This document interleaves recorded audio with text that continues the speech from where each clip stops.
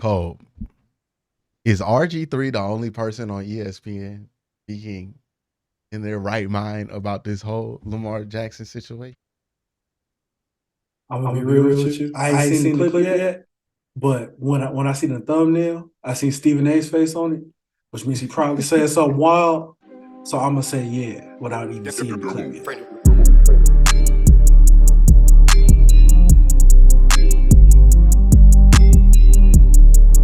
Do you have a problem with the way that Lamar's handling of the contract situation? I don't have a problem with the handling because I want to, enlighten everybody about what's going on. Everyone talks about how Lamar doesn't have an agent and how it's hurting him. Well, we've seen guys like Laramie Tunzel go out and negotiate 2 contracts to become the highest paid left tackle without an agent. We've seen Richard Sherman do it. Bobby Wagner has done it. DeAndre Hopkins has done it. So not having an agent isn't what's keeping Lamar Jackson from getting this fully guaranteed contract.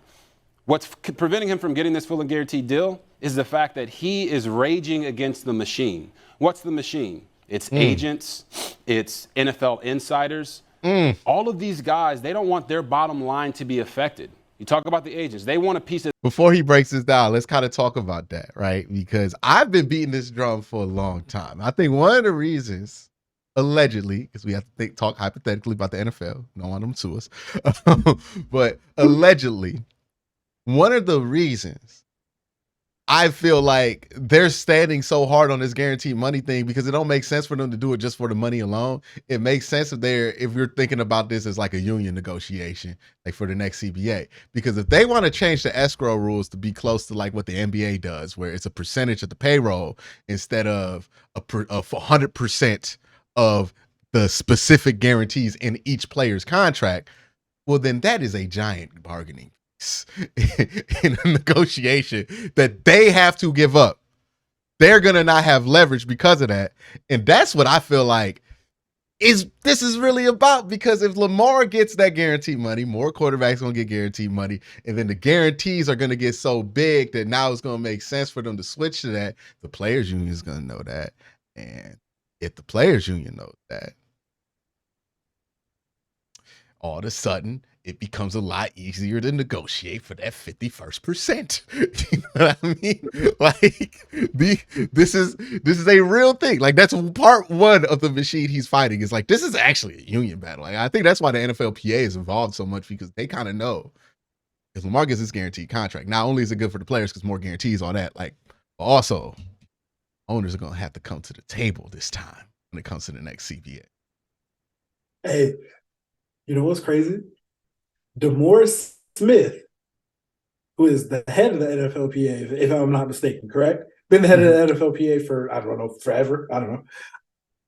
He even said, like, they asked him about the Lamar thing.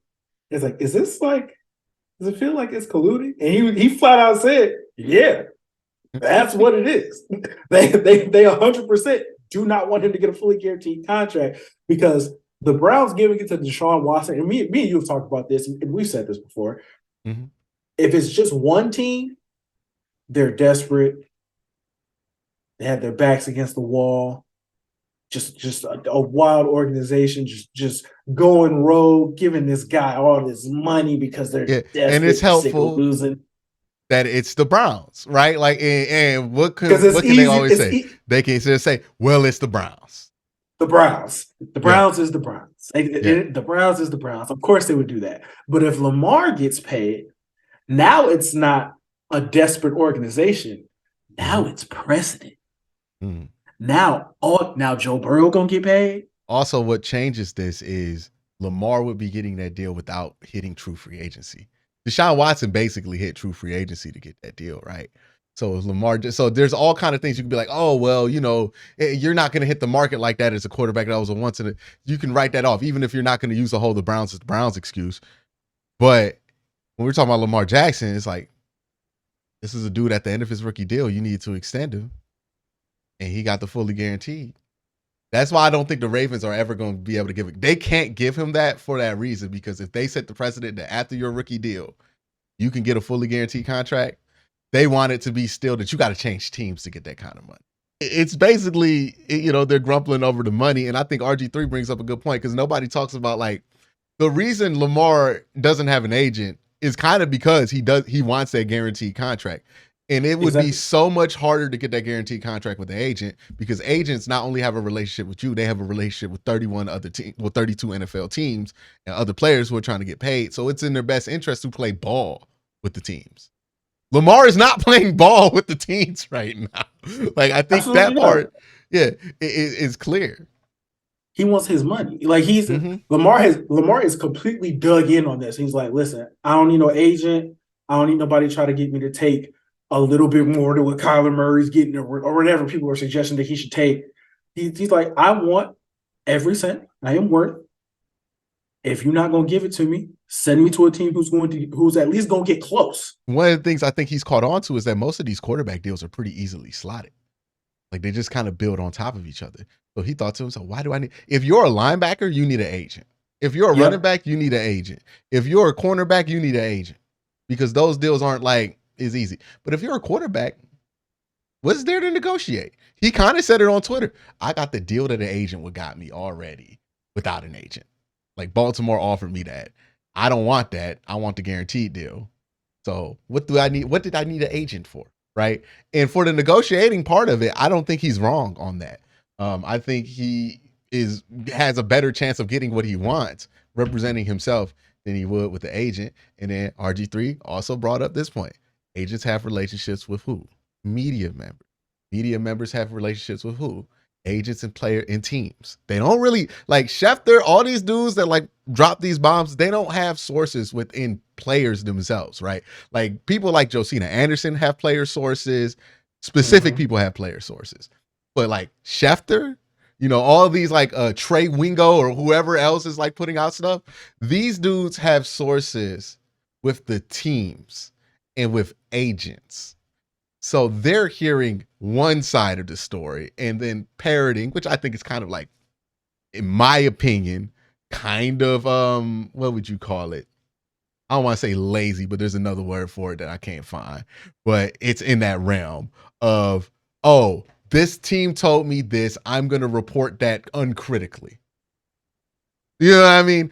I'm not going to point out the very obvious flaw in somebody telling me that the Falcons didn't want to look at Lamar Jackson because they were afraid to upset Desmond Ridder. Okay? Like that's it's dishonest at that point when you're just reporting that as fact. Like, that's crazy. Can we talk about something? Can we talk about something? What? We was talking about Lamar Jackson's eating and sleeping habits yesterday. Eating and sleeping habits for an MVP. Only quarterback in NFL history to pass for over 3,000 yards and rush for over 1,000 yards in the same season. We're talking about his eating and sleeping the thing habits. that's crazy to me that people complain about his injuries, like they're serious injuries. Like, he had like 1 or 2 minor injuries the last couple of years, and he missed a couple of games for foodborne illness. We're talking about the flu. Like, the actual flu. That's what we're talking about. Not getting Lamar because he be eating crawfish. Meanwhile, Aaron Rodgers does hard drugs. Like Aaron Rodgers. Ayahuasca, like things that you would get things you would get in trouble for if people found out you were doing it. The police found out you were doing it. He openly admits, like, yeah, man, just doing ayahuasca. I went to the darkness for a week just to get my mind right. What's more concerning to you, bro? What's more concerning? Like, just if two random people, like, take football out of it. Just what's more concerning to you? Your homie telling you he's doing ayahuasca and peyote and going to a darkness retreat? Or your homie tell you, yeah, man, I had some bad crawfish the other day. I ain't feeling too good. What's more concerning? Aaron Rodgers kicks it like people I knew in college that go to music festivals all the time. Like, that's who he kicks it like. That's what he's out here kicking it like. A music festival shouty. And nobody got questions for that. Complains. Nobody complains about it at all. We don't hear 2 words about it. He said this contract because that's how they make a living. The NFL insiders, they want a piece of the information because that's how they make a living. So by Lamar not having an agent and cutting them out, not having the direct ties to every NFL insider out there, cutting them out, he's raging against that machine, and he's not winning that battle right now. Lamar is... All right, he said everything true there, but I just want to point out this is the least worst suit I've ever seen RG3 in, because I've seen the brother in some terrible suits before. And you know, I would say this is the top 5 top 2. Honestly, this is the second suit I've seen him in. I'm like, I would wear that. That's not bad. I don't like speaking ill of another black man, but RG3 wears some loud suits, bro. He be wearing some crazy stuff, dog. He be wearing like loud polka dots, like all kind of crazy handkerchiefs. Like I want to applaud whoever told RG3 to get dressed this morning. They put that brother in a good suit. Like, you know, first time I've been like, hey, RG3 got some shit on there I would actually wear. Appreciate that, RG3. Imagine he would have came on here with one of them Technicolor suits. Talking truth. I gotta agree with him why he looked like that. That's not how we trying to do this, man. Like, well, here's my issue with your position, RG, and thanks again for being on the show. You're saying that you don't have much of an issue with how he's handled the situation, but you're acknowledging that he's kind of losing the battle. Well, to me, you got to pick one, bro. You either's winning the battle, or you should have a problem with him not winning the battle, because I know you want the brother to get paid. You don't want him to be underpaid. I know RG3 wants that brother to get paid, okay? Yes. Lamar Jackson, wherever you are, you got a big-time fan in RG3. That brother wants you to get paid, okay? 100%. So the fact of the matter is he isn't getting paid what he deserves to be paid. Stephen A out here putting post moves on RG3. Now, RG3 is right in his stance, but you see what Stephen A doing? He buttering him up. He's softening up the defense, right? He's like, oh, yeah, I get your point. Oh, yeah, I'm going to actually make sure you get your point. And I'm going to hit you with that ridiculous bullshit card in the middle of it. And you ain't going to know what to do. Look, he about to hit that trap card on him. So you should have a problem with it. I have a problem with it because I know he deserves more than what he has. See, I stopped. Listen, I've been on the record stating this. This is where everyone loses me in terms of the Ravens. You offered that brother $133 million guaranteed when you know Kyler Murray, not Deshaun Watson. Forget him. That's an outlier. You know good and damn well Kyler Murray signed for $189.5 million guaranteed. That is nearly $60 million less in guaranteed dollars for Lamar Jackson than for Colb Murray. You know better than that if you're the Baltimore Ravens. Hey, just pause, stop. Pause. Oh, you know what? We ain't got here no more. We ain't got here no more. Stop the count. Good. Stop. Stephen A. good. He good. Stop he good. Now. We on the same page, Stephen A. We good. We good. All right, you know, we ain't got here no more. You know. That's ESPN's take on there. That was a good take for me. I think that was some of the finest hours of work that we have seen for First Take. Like that was a nuanced and well-informed discussion by one RG3 and Stephen A. Smith. I really don't have much to complain about with that. Hey, Stephen A. said, you know damn well he should be getting less than Kyler Murray. That's all I need to hear. Kyler Murray, who you get when you can't get Lamar Jackson. You know what I mean? Like that's who you get when you can't get Lamar Jackson. It's like, oh, I could believe if I close my eyes a little bit that it's kind of like Lamar Jackson. He's Pepsi to Lamar Jackson's Coca-Cola. Like that is what it is. Like if people have been trying to throw around Kyler Murray contract like that's got anything to do with Lamar Jackson, I'm just like, what that got to do with Lamar? What they got to do with him? This is a all-time fumble if it goes down. And nobody's talking about it like that. They blaming everything else but the Ravens. But come on, man. Like, how am I supposed to sit here and take the Ravens seriously anymore as an organization when they had a franchise quarterback that they tried to offer money on par with Kyler Murray? Like, you walked into the room and was like, we're going to give you the Kyler Murray deal and we think that's good. To Lamar Jackson. That's... You know what be pissing people off, though? Because out of all the organizations, even specifically in the AFC North, if all the organizations had a franchise quarterback and fumbled the situation with his extension so badly that he has requested a trade and does not want to be there anymore, if you didn't know who it was and you had to guess which organization it was, you definitely wouldn't say the Ravens. Mm-hmm. You definitely wouldn't say the Ravens. I ain't even gonna lie. We Browns fans, let's be honest about it. If I just heard about the situation and you didn't tell me which team it was, I'd be like, damn, the Browns are fucked up. Can't believe the Browns did that. But it's not the Browns. It's the old Browns.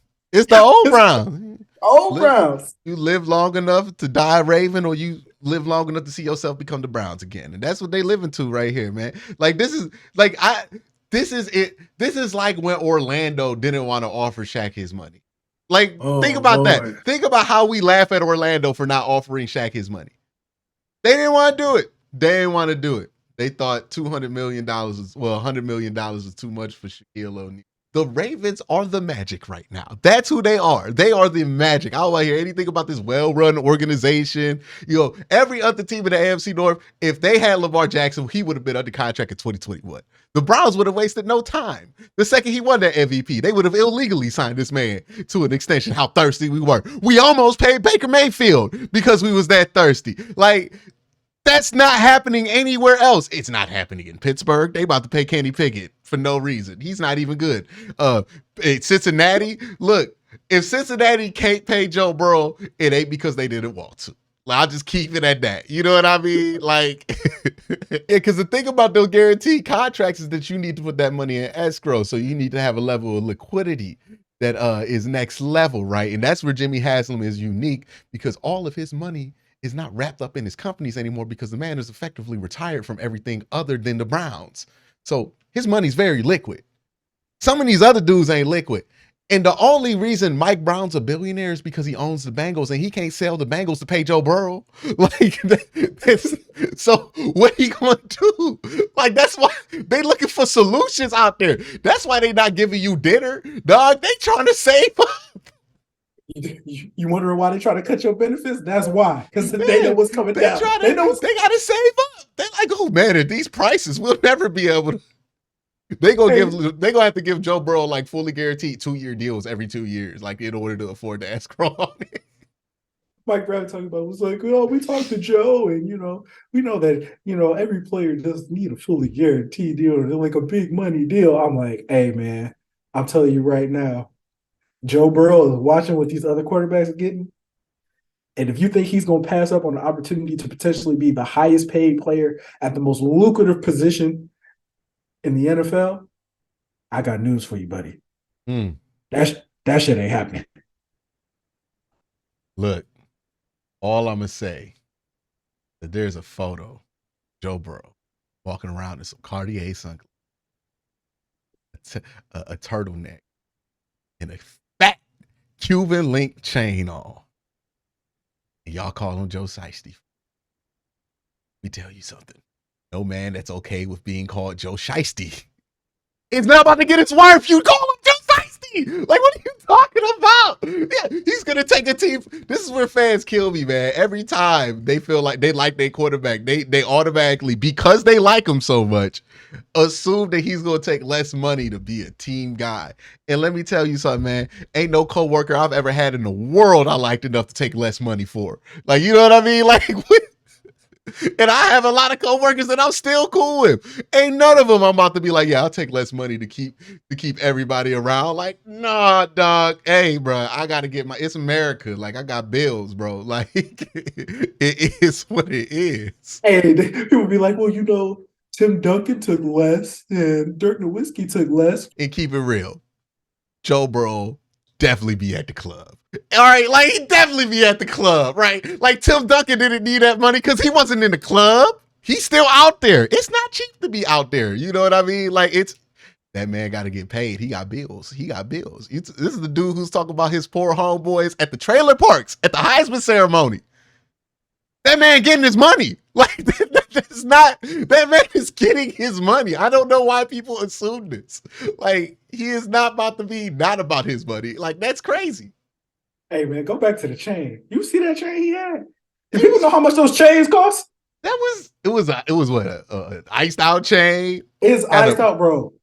At least probably what, 200K? 150? Let me tell you, the one he gets with his signing bonus, whenever he gets that new contract, about to be insane. But people really out here thinking that Joe Burrow about to take less money. I've seen this man in Balenciaga first, dog. Like, he's not taking less money. What He's are not taking a cent less than he worth, though. What are you talking about? Tim Duncan was out here wearing Hanes. Like, Tim Duncan had Hanes denim. I didn't even know Hanes made denim. Tim Duncan was out here rocking Hanes jeans. Okay. Like that's not who Joe Burrow is, man. Joe Burrow be out here a little bit. Like, yeah, no, come on. People actually think, no. His favorite athlete's LeBron James. Did LeBron James ever take a pay cut? Like, LeBron from the area. He ain't taking no pay cuts in Cleveland. oh, yeah. LeBron was like, I'm gonna take less to get more of these dudes. He's like, no, you just gonna have to pay more, dog. Like, that's the ideal that, like, one, that you need to take less to win a championship is an ultimate grift. That's just some stuff ownership says to you to make you like believe in the lie. But two, the belief that Joe Burrow, like, you that tells me that people who say that must not follow Joe Burrow on social media.